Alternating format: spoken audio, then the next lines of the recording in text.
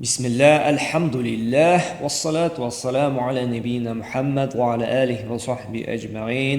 Ramazan ayı hadisleri degan qisqa darslarimizni davom etamiz. Bugungi darsda biz Payg'ambar sollallohu alayhi vasallamdan kelgan sahih Buxoriy va Muslim jildida kelib turgan ikkinchi hadisni olamiz. Ve alдағы darsda olgan edik. Musulmon kishisi roza tutarga burishli deb aның foydalарын olgan edik.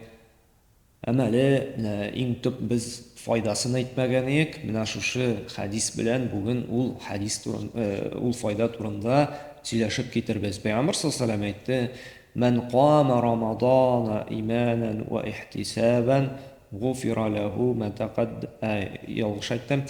Мен сама Рамадана иманан ва ихтисабан, гуфира лаху ма тaqaddama min данбихи." Кемдә кем шушы Рамазан аенда ураза тотып чыга икән ди, улсынча Аллаһ Тәгалә таләп иткәнчә, Пәйгамбер саллаллаху алейһи ва сәллям өйрәткәнчә,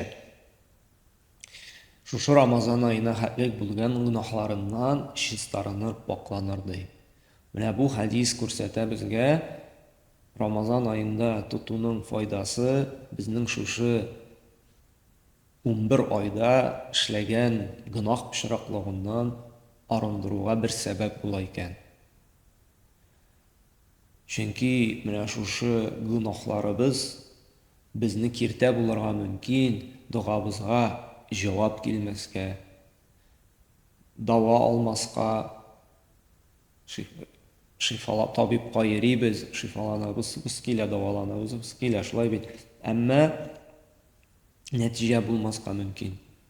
Яки берәр максат куябыз, ул максатка ирешә алмыйбыз. Моның киртәсе нәрсә? Бер сәбәбе гөнаһлар булырга мөмкин.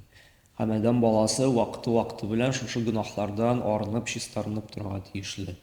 Шуның берсе Рамазан аенда ураза тоту. Менә бу Аллаһ ризалыгы өчен ашау ичүдән тыелып, һәм гөнаһлар кылудан үзебезне саклап, һәм иман белән Аллаһ Тәгаләгә ышанып, ул бурыч диде, мин шушы әмерне үтәп, ихтисабын Аллаһ Тәгаләнең шушы ярлыклавын өмет итеп, әҗер савабын көтеп, тулысынча Рамазан аенда ураза тотып чыгабыз икән, нишлибез икән? Без гөнаһлардан ярлыкланабыз икән.